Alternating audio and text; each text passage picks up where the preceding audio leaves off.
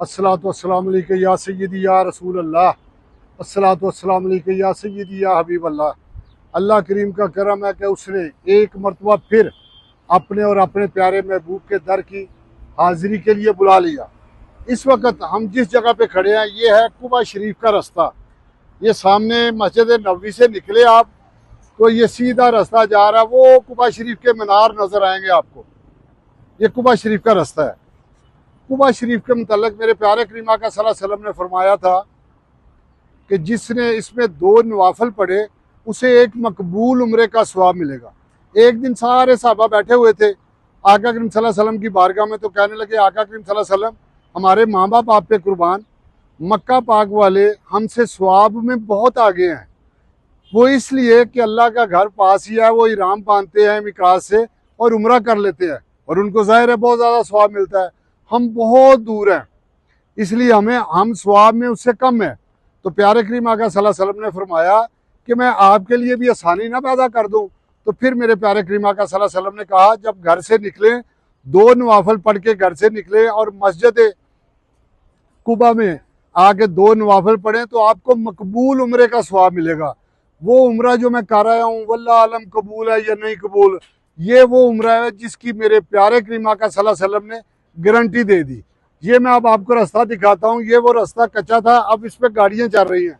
ये वो रास्ता है जिस जगह पे बच्चियों ने प्यारे करीम आका सल्लल्लाहु अलैहि वसल्लम की बारगाह में इस्तकबाल के लिए तलअल बद्रु अलैना, तलअल बद्रु अलैना पढ़ा। और अब मैं आगे चलता हूँ, आपको एक साहबी रसूल सल्लल्लाहु अलैहि वसल्लम का घर दिखाता हूँ। उतबान बिन मालिक, किनका घर है? हजरत उतबान बिन मालिक का घर दिखाता हूँ मैं आपको।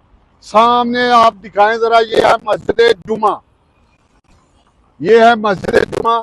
मेरे प्यारे करीम आका सल्लल्लाहु अलैहि वसल्लम ने पहला जो जुमा पढ़ाया था वो इस मस्जिद में पढ़ाया था। तो ये वो रास्ता था, कच्चा रास्ता, गाड़ियां चल रही हैं। इसी रास्ते पे बच्चियों ने ताला और बदरू लाइना, ये वो जगह है जो पढ़ा थी। ये जो जगह मैं दिखाने जा रहा हूँ ये है आका करीम सल्लल्लाहु अलैहि वसल्लम के बड़े ही प्यारे साहबी उतबान बिन मालिक, उनका घर था। ये उनकी बुनियादें अभी मैं आपको दिखाता हूँ, आप देखें। अल्लाह पाक हम सबको अपनी हिफ्ज़ो मान में रखे। ये देखें, ये है वो हज़रत उतबान बिन मालिक का घर था। ये बुनियादें हैं अभी। उसी तरह सामने वो मस्जिद जुमा है। अल्हम्दुलिल्लाह मेरी ये दुआ है अल्लाह पाक की बारगाह में कि अल्लाह पाक जो तरस रहे हैं, जो तड़प रहे हैं, अल्लाह पाक एक मरतबा ज़रूर बुला ले। जिनके पास असबाब नहीं है, अल्लाह पाक तू मुसब्बिबुल असबाब है, तू बेहतरीन उनका इसबाब पैदा कर दे और बार बार बुलाए। तो तेरे से बड़ा करीम कौन है? अल्लाह पाक ये उस जगह पे खड़े हों जो प्यारे साहबी आका करीम सल्लल्लाहु अलैहि वसल्लम के प्यारे साहबी हज़रत उतबान बिन मालिक का घर है और सामने मस्जिद जुमा है और रास्ता कुबा शरीफ को जाता है जो इस्लाम की पहली मस्जिद है। इस जगह पे खड़ा हूँ। अल्लाह पाक इस जगह का सदका जो बीमार है उनको शिफा दे दे। अल्लाह पाक जो बेरोजगार है उनको हलाल की वाफिर मकदार में रोजी दे दे। और अल्लाह पाक जो कर्ज खा रहे हैं उनको कर्जे से खलासी दे दे। और अल्लाह पाक जिनके घर औलाद नहीं उनको औलाद नरीना दे दे। और अल्लाह पाक जो बच्चियों के रिश्तों की वजह से परेशान है, अल्लाह पाक उनके नेक असबाब पैदा कर दे। अल्लाह पाक सब मुसलमानों पर रहमत कर दे। अल्लाह पाक फ़लस्तीन पर रहमत और करम कर दे। उन दुनिया में जहाँ जहाँ मुसलमान परेशान आ रहा है, अल्लाह पाक सबकी परेशानी दूर कर दे। अल्लाह पाक मेरे मुल्क पाकिस्तान में नेक और साले हुक्मरान दे दे। और अल्लाह पाक तू बड़ा ही करीम है, तू भी करीम, तेरा महबूब भी करीम। अल्लाह पाक करम कर, रहमत कर। तुझे रहमत का खुदा कहते हैं, माफ़ कर दे उसके सदके जिसे सल्ले अला कहते हैं। अल्लाह पाक सबको अपनी हिफ्ज़ो मान में रखे।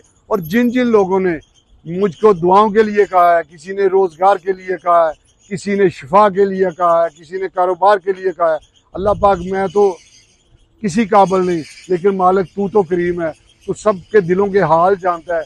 जो उन सब के लिए बेहतर है, अल्लाह पाक सब के लिए वो नेक असबाब पैदा कर दे। अस्सलामु अलैकुम।